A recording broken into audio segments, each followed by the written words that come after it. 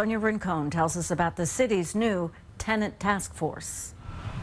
To greedy landlords who try to force out lower rent tenants by making excuses to demolish their buildings or make their lives miserable, Mayor Bill de Blasio and Attorney General Eric Schneiderman say, watch out. The city and state are now working together to put them on notice with a tenant harassment prevention task force. Designed to investigate, sue, and when appropriate prosecute abusive landlords to stop the harassment of tenants. Harassment like this on Hart Street in Bushwick. Demolition to force out Mario Bello and his family, who'd been there 34 years paying $302 a month. The old landlord tells us, you know you got to move because the neighborhood is changing. You can't live in here.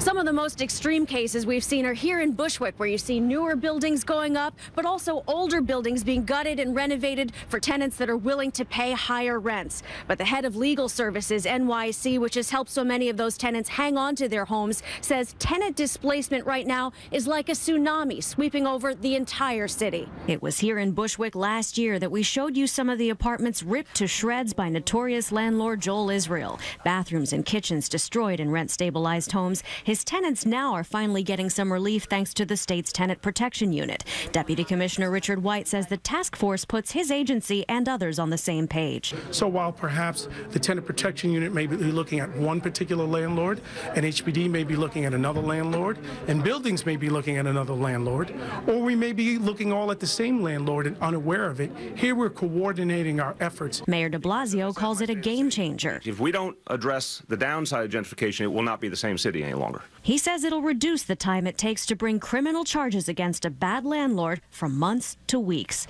In Brooklyn, Sonia Rincon, CBS 2 News.